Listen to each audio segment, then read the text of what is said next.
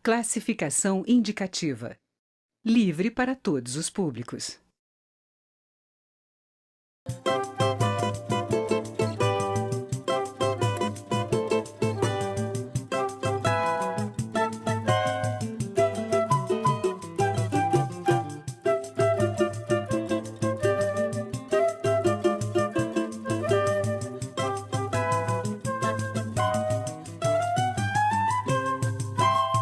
Olá, seja bem-vindo a mais uma edição do nosso Casa das Palavras, o programa de livros da TV Câmara.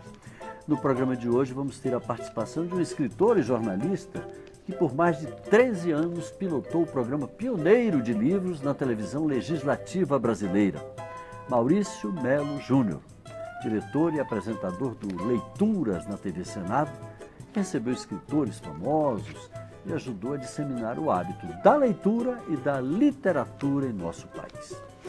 E também escreveu e acaba de publicar este livro aqui, Noites Simultâneas, um romance que trata justamente da vida difícil dos estudantes de Brasília durante a ditadura. Já são tantos livros enfrentando esse tema que a gente até já pode falar, né, Maurício, de um ciclo literário da ditadura militar. Agora, você decidiu fazer um livro sobre esse período, tratando muito mais de aspectos psicológicos. É um romance psicológico, no fundo, que eu tenho a impressão que ele inova completamente a literatura que trata desse tema, por não ser um romance descritivo ou um romance que tenta investigar alguma coisa. Por que essa opção? É interessante porque, embora eu não tenha vivido esse período ditatorial assim de maneira mais, a minha geração é a geração seguinte, mas me inquietava muito o tema. E isso desde o início, porque logo ali no final da ditadura começaram a surgir os depoimentos já descritivos sobre o período, que era um período memorialístico, né? Eu li aquele material todo e cheguei a fazer uma primeira versão desse livro em 1988. Que não me satisfez. Então a ideia é antiga já. Não me satisfez. Não me satisfez. Eu guardei esse material durante 20 anos. Em 2008 eu resolvi retomar o tema. Aí eu reescrevi 11 vezes, que é esta versão, e realmente aí chegou aquilo que eu queria, que era que legado esse período deixou na cabeça de quem o viveu, né? Era essa a minha preocupação, realmente. Eu infelizmente vivi aquele período, a gente está rindo aqui, mas a barra era pesada. Pesadíssima. Eu abro aqui na página 71 e leio: uma barata voa pelo espaço aéreo da cela negra e o mal brilha ao alcance da visão escurecida. Escuridão, breu, negrume, trevas, tenebricosidade e o mal a refletir reluzente, luminoso, lindo, encantador nas asas da barata que voa. É complicado recriar aquele clima opressivo daquele período, mas você conseguiu. Como é que foi o truque para entrar num período que você próprio reconhece que não viveu? Um amigo meu, quando leu o livro, me questionou muito também sobre isso, né? Na verdade, eu peguei os depoimentos da época, né, de pessoas que tinham vivido e comecei a recordar determinadas leituras que eu fazia de livros que falavam de opressão. A opressão, ela de certa forma, embora ela tenha esse sentido de repúdio muito grande, ela de certa forma traz um certo fascínio. As pessoas acabam, né, é aquele fascínio que se tem sobre o mal. A Hannah Arendt fala disso o tempo todo. Então, foi basicamente buscando nesses textos, digamos assim, mais filosóficos em torno do que é o sentido da opressão, aquela vida que o Camus falava, né? Viver contra o muro é uma vida de cão. Foi mais ou menos buscando trazer isso para uma realidade brasileira. Agora, de qualquer maneira, relatar a partir do que se leu, do que se ouviu, do que se soube do período, é muito difícil quando se pretende entrar na carne da coisa, né? É sobre isso que eu queria que você falasse um pouco. Como é que você incorporou isso para relatar, e relatar tão bem quanto ficou claro nesse livro? Olha, aí é vestir a pele do personagem, né? O Jorge Amado ele dizia uma coisa interessante, que dizer, para escrever um romance você inventa um personagem e vai atrás dele. Né? O que ele sentir, você tem que sentir. O que ele fizer, você tem que ser. Então você se torna ali todas as vertentes que pode. Foi mais ou menos isso, já nessa segunda reescrita, que eu procurei fazer. Que personagem é esse que eu construí? Ele inclusive, não tem nome, ele se marca por profissões. Você está antecipando a uma pergunta que eu ia fazer. Daqui a pouco a gente volta a isso. Então, exatamente por essa questão que não é a pessoalidade que está ali em questão. Na verdade, é o sofrimento de toda uma geração. Ele, na verdade, sintetiza o sentimento de toda uma geração. E com essa geração eu conversei muito, com essa geração eu dialoguei muito. Muitos amigos nesse período, e a gente conversava muito francamente sobre essas coisas todas. Então, eu, de certa forma, incorporei, na hora que estava narrando, esse sentimento de impotência da geração. E o livro enfrenta, e de uma forma também muito criativa, porque não relata, mas procura sentir a questão da tortura. Que é sempre um tema difícil, complicado, porque todo mundo vai pelo... É muita dor, é muito difícil, não, a gente não aguenta, etc, etc. Mas você, como o romance é psicológico, você entrou de novo. Eu queria saber de você, antes eu quero ler um trechinho aqui, o que que você fez para conseguir traduzir com palavras uma sensação de terrível que deve ser. Eu nunca fui torturado também, né? Embora tenha enfrentado umas barras pesadas naquela época, mas para passar isso em forma de literatura. Olha o que o Maurício escreveu aqui no capítulo 23. Aliás, todos os capítulos são apenas numerados. 37, 34, o capítulo 23. Pela carne do encarcerado corre a frieza de ferros. Tiram-lhe os fios dos culhões, lhe com alicate apagam cigarros em sua pele e ele calado. E os algozes implacáveis nutrem paciência e sabem o exato momento dos golpes necessários. Fazem conchas das mãos e batem nos ouvidos do pobre diabo, que contrai os músculos, fecha o rosto em máscara horrível, enquanto as perguntas voltam. Parece meus tímpanos arrebentados e não escuto, e aquele rubro e quente líquido escorrendo pela minha face, no estranha e carnal solidariedade, impregno pelas reações do rapaz e sinto todas as suas dores, e segue por aí, no estilo meio Saramago, que não tem ponto nem vírgula, aqui tem ponto e vírgula, mas que não para nunca, né? É uma coisa muito dolorosa. Agora você pode responder a minha pergunta. Olha, eu tinha várias formas de falar da questão da tortura, né? E como eu li muitos relatos sobre a questão da tortura, eu tenho que chegar a um ponto que ela perca um pouco esse sentimento de relato, ela descreva, mas que ela mantenha uma certa, também, pessoalidade, né? Quer dizer, na verdade, a tortura ela aconteceu em vários lugares do mundo e acontece até hoje, e ela sempre tem esse mesmo sentimento, né? O sentimento de você subjugar o outro, né? Então, era esse sentimento que eu queria transpor do ponto de vista do torturado. Do ponto de vista do torturador, ele encarava isso como um sentimento de profissão. Então, às vezes eu falo da tortura, e num dos capítulos eu falo da tortura, de uma maneira relatorial, como se eles estivessem fazendo um relatório policial. E aí, de novo, a gente volta a Hannah Arendt, a banalidade do mal. Exatamente, essa questão da banalidade do mal. Aquilo ali tornou-se...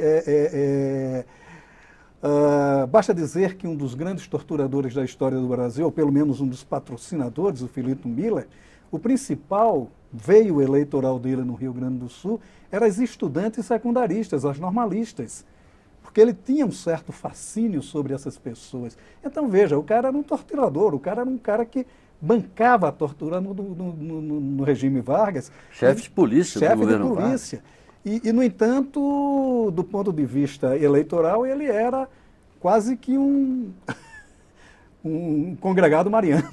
Né? É uma coisa, essas contradições... Terminou dando nome a uma ala aqui do Senado, né? A ala Filinto Miller.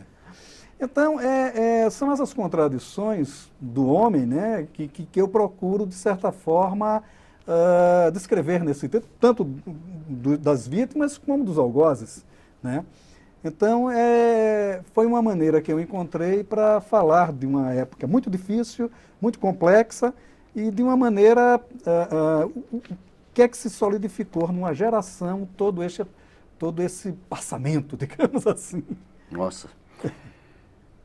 Capítulo 22. Talvez fosse manhã. Acorda com um chamado à porta, sente tonturas, a claridade miúda da cela não fere tanto quanto o desenho do carcereiro armado, calado, parado além das grades. Sua hora, companheiro. Coragem, a luta continua. Levanta e sai, certamente manhã. Os gritos soltos, os corredores imensos. Passada a porta, o mundo era quase o mesmo, a penumbra, os gritos. Maurício, eu leio isso e me arrepio todo ainda diante de pessoas, não sei se inadvertidamente, que ainda hoje defendem a volta dos militares ao poder, mesmo diante de relatos, no caso aqui, ficcionais, mas baseados na mais crua realidade, como esses que você faz aqui. Você acha que esse livro ele pode servir de alguma forma como advertência a respeito desse fascínio que ainda a ditadura militar exerce sobre algumas pessoas no Brasil? Olha, tomara que sim, porque a ditadura militar ela não foi essa santidade que, de certa forma, se tenta vender hoje, né? Ela foi um regime muito duro, muito cruel, né? Eu tenho um amigo que ele foi preso e torturado durante a ditadura, e uma coisa que ele me disse, olha, 30 anos depois de eu sair da cadeia, eu sinto o mesmo fedor que eu sentia. Né? Essa coisa ficou tão entranhada na minha... Nossa. Que às vezes eu me cheiro e sinto o fedor que eu tinha há 30 anos quando eu estava preso, porque eles não deixavam tomar banho de sol, eles não deixavam a gente ter uma higiene pessoal mínima. Então era uma coisa muito terrível, quer dizer, ele vai na tentativa de degradar o seu opositor, chega a esse tipo de minúcia, isso é muito cruel. A gente está lidando com um ser humano. É a história do Sobral Pinto, que quando foi defender o Graciliano Ramos da prisão, disse, a única lei que eu posso usar para defendê-lo é a lei de defesa dos animais. Porque eles eram tratados como animais, né? Quer dizer, essa coisa cruel que teve na ditadura Vargas, que teve na ditadura militar, ela precisa ser lembrada, não com um sentido de revanchismo, mas com um sentido de dizer, olha, nossa história passou por crises profundas e graves. É preciso que elas não voltem. Maurício Melo Júnior, autor de Noites Simultâneas, um romance duro, pesado, mas um desses romances essenciais, principalmente nesse momento que a gente vive no Brasil. Maurício, muito obrigado pela sua participação aqui com a gente no Casa das Palavras. Muito obrigado a você, Paulo. Muito obrigado. Bom, nossa conversa com o Maurício Melo Júnior chegou ao fim, mas o Casa das Palavras continua depois do intervalo com mais uma entrevista. Aguarde. Mas antes, vamos ouvir o que os nossos deputados têm a dizer sobre livros. Eu estou lendo atualmente um livro do autor Mário Rosa, ele que é um jornalista conhecido aqui no Brasil e também um consultor de crise. O livro se chama Entre a Glória e a Vergonha, onde ele conta uma história como consultor de tantas orientações e tantas crises que ele colaborou com empresários, com políticos, e de repente ele se vê no meio de uma crise. Ele é abordado, a casa dele invadida pela Polícia Federal, e quando ele era aquele que dava as orientações, de repente ele está no meio de uma crise. Eu diria que é um livro que todas e todos deveriam ler. O livro chama-se As Mulheres, o Estado e a Revolução. É de Wendy Goldman, que é uma historiadora estadunidense que aponta sobre essa relação entre as transformações sociais e o direito das mulheres.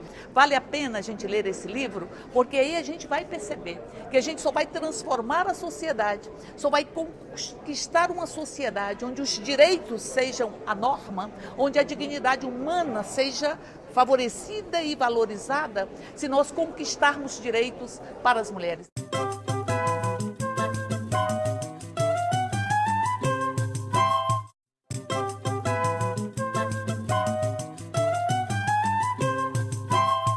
estamos de volta ao segundo bloco do Casa das Palavras. Se o sentido do amor é indizível, escrever sobre ele é possível, ainda que seja uma das tarefas mais difíceis no universo da literatura. O risco do romance Água com Açúcar sempre persegue os que se aventuram na tarefa de dizer pelo verbo aquilo que o coração sente ou deixou de sentir. A escritora Rosângela Vieira Rocha consegue tratar o tema com altivez, a partir de perspectiva bem pessoal. Seu livro O Indizível Sentido do Amor, publicado pela editora Patuá, retrata a busca corajosa da narradora pela história de José, seu amor de uma vida inteira. Rosângela, obrigado por vir ao Casa das Palavras. Eu que agradeço. Eu começo perguntando, esse livro seu é um livro complicado, se trata de um assunto muito pessoal, mas dentro de uma estrutura de romance, né? Como é que foi produzir esse livro? Olha, foi um livro produzido de uma maneira muito intuitiva. Assim, eu não pensava muito no resultado. Eu queria, na verdade, escrever o livro, sabe? E, você na fala verdade, isso no começo, você precisava escrever esse livro, né? eu considero que seja uma escritura híbrida. Quer dizer, eu sei que a estrutura de romance, né, a ideia era essa, até porque tem vários elementos de ficção no meio da história, né? Mas eu queria também que tivesse fatos comprováveis, como tem, né? Por isso eu fiz uma pesquisa também em arquivos e procurando pessoas como sabe quem leu a história, né? Porque eu queria marcar bem essa situação da minha personagem José, do que ele sofreu, do que essa personagem sofreu durante a ditadura militar. Sem dar, como se diz hoje, spoiler para os nossos leitores, né? Mas conta pra gente, assim, de forma resumida, a história do José, assim. Porque ele foi ele era um estudante de física, né? Era. Da universidade. Vocês se conheceram na época da universidade, não é isso? Ele era um estudante de física da Universidade de Brasília. Nós nos conhecemos, mas quando eu o conheci, ele já tinha sido preso. Ele já estava solto. E eu nunca, né, depois eu acabei me casando com essa pessoa, mas eu nunca entendi essa história direito, porque ela nunca me foi contada, a não ser em flashes e tal. Ele não gostou de falar sobre isso, né? Não, eu também não tinha muita coragem de perguntar. Eu não posso dizer que ele não tenha... Eu não tinha coragem porque ele era uma pessoa que fazia muita questão da sua privacidade. E era um relacionamento com um grande espaço, assim, em termos de individualidade, sabe? Era um relacionamento muito bom, porém, quer dizer, não é bem porém, mas bom e com esse espaço. Com esse espaço. Né? E era um relacionamento... Ele nunca quis abrir, você também nunca fez questão de entrar, né? Eu não tinha coragem, porque eu tinha medo, aí eu até falo, né? Medo de tocar em feridas antigas. Então o livro foi isso, você fez no livro que você não quis fazer? Ou que eu não pude fazer. Eu não sei bem se é uma questão de querer. Há coisas que a gente não pode fazer e sabe por que não faz, né? Há coisas que são assim, um cristal que você tem medo, que você sabe que se rachar ele não volta ao que era antes. O medo era trincar o cristal. Era trincar o cristal. Porque isso é um perigo, trincar o cristal. É verdade. Né? No seu livro você conta, isso está dentro do romance, que você resolveu se retirar da sua vida mundana, vamos dizer assim, foi para um mosteiro, né? Escreveu o livro. Como é que foi essa experiência de escrever o romance no mosteiro de monjas? Pois é, que é uma história à parte, né? Eu tenho até vontade de escrever essa história, a história da história. Dentro da história. Eu, através da Maria Valéria Rezende, né, da escritora, que também é freira, eu fiquei sabendo do Mosteiro do Encontro, que é um mosteiro de monjas beneditinas e que tem clausura, fica no Paraná. E elas me aceitaram, elas têm uma pequena hospedaria, né, regra de São Bento, elas têm que ter, o acolhimento é regra de São Bento, e eu passei lá praticamente um mês e escrevi a maioria dessas páginas, assim, a grande maioria. Digamos que mais de 2/3 do livro foi escrito lá, porque eu só fazia isso. Eu escrevia, caminhava e ia ouvir a música sacra na igreja. Quando o sino batia, eu em geral ia. Elas acordam cedo, cedo, Eu acho muito né? bonito. É às 5 horas da manhã que começa. Você acordava junto com elas? Eu não ia, mas eu ouvia, né? Então, eu acho muito bonito, que é o cântico gregoriano. É muito bonito. Né? E foi assim, foi uma temporada memorável na minha vida. Eu aconselho... Agora, é uma situação de quem quer entrar em clima de introspecção mesmo, né? Eu sabia que essa história só sairia assim. Falando um pouco mais sobre o personagem, sobre o José, né? O Jacaré, né? Que era o apelido que ele tinha, né? Como é que você reconstruiu esse José que está aqui no livro? Porque você conhecia ele bastante, conviveu com ele durante muitos anos, mas você reconstrói uma parte, inclusive, que você não conheceu, né? Que veio antes de você. O que foi mais difícil, reconstruir o que veio antes de você ou o que aconteceu junto com você? O que foi mais difícil? Gente, que pergunta terrível. Bom, comigo foram 40 anos de acontecimentos, né? Nós somos casados há 35 anos e tenho 5, namoro, noivado, etc. Acho que são coisas muito diferentes, porque essa reconstrução foi absolutamente solitária, né? Então ela já era algo assim, e era o enfrentamento da morte, da perda. Então ele eu acho que talvez, porque aí é o tal negócio, é um livro sobre o luto e sobre a perda. E ao mesmo tempo tem a questão da ditadura militar que perpassa toda a história, né? Então são esses dois, eu diria que são os aspectos principais do livro. A gente não poderia defini-lo como um livro sobre a ditadura, mas é um livro que tem a ditadura. Uma história, né? Uma história história. Como base, né? Isso, de tudo, porque né? a ditadura, na verdade, a gente vê que ela teve uma influência na vida do José o tempo todo. Né? Alguma coisa que eu achei interessante no seu livro foi isso. Você abordou um personagem que pouca gente conhece, né? Quer dizer, que sofreu o mesmo que muitos outros, né? Sofreram até durante mais. a ditadura, até mais, né? Dependendo do ponto de vista, mas não era uma figura de proa muito conhecida, não. né? Não era, ele não era o que até a Rosana Bond, numa matéria que ela fez para o jornal, né? Ela fez uma resenha que eu até achei muito interessante. Ela diz que ele não era um preso famoso, entre aspas. Isso. Não, até porque era uma pessoa discretíssima e que fez questão de se manter atrás dos bastidores, né? Ele nunca quis aparecer e nunca quis falar nesse assunto. E mesmo não sendo famoso, ele sofreu, mesmo depois do fim da ditadura, ele continuou sofrendo, né? O fato de ter sido Eu acho que a vida oponente, inteira, né? esse preço, ele não era pago nunca, né? Inclusive, eu atribuo, essa dívida não era paga nunca, eu atribuo também a doença dele, o modo como a doença se manifestou, né? Que era uma doença autoimune, também é efeito desse sofrimento todo, né? Isso não está, de modo algum, fora de cogitação. Uma coisa que não se resolveu, inclusive, foi uma opinião médica sobre isso. Porque foi... E eu não sabia.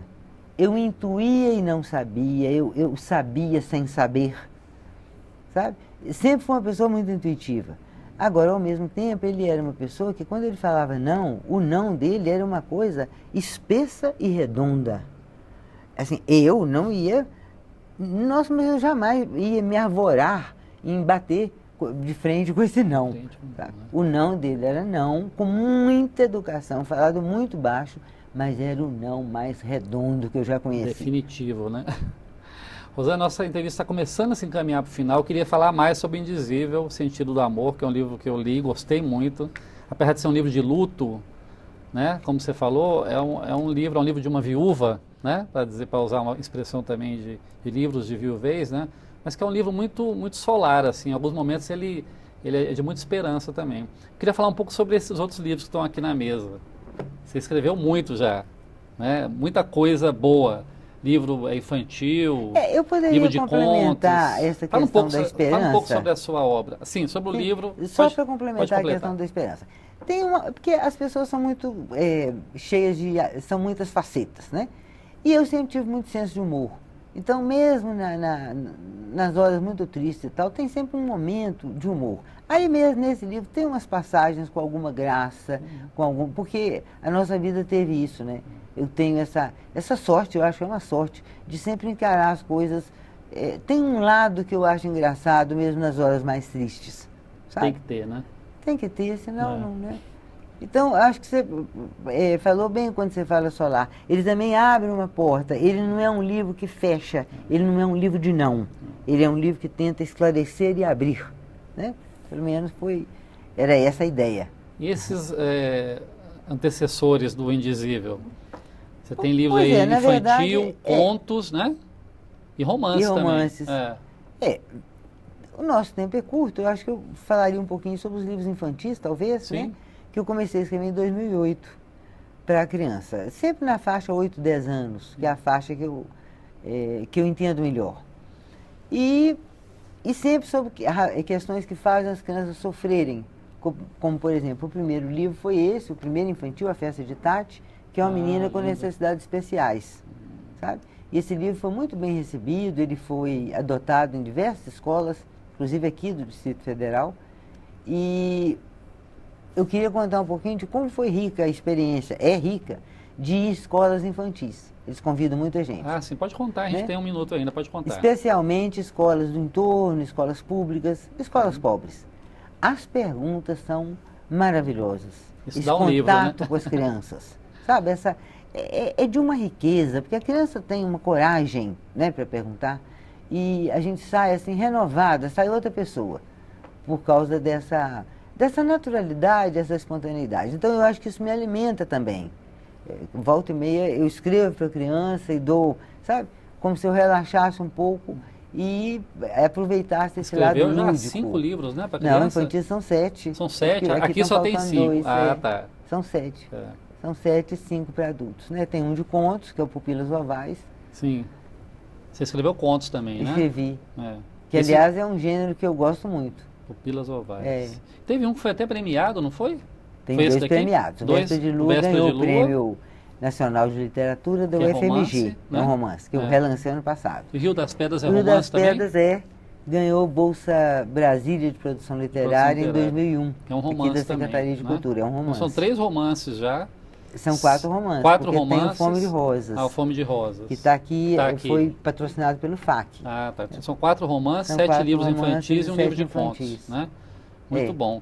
Isso Bom, aí. desses todos eu só li o Indizível Sentido do Amor, mas acho que eu vou querer conhecer melhor o trabalho aí da Rosângela, viu? Eu gostei muito, Rosângela.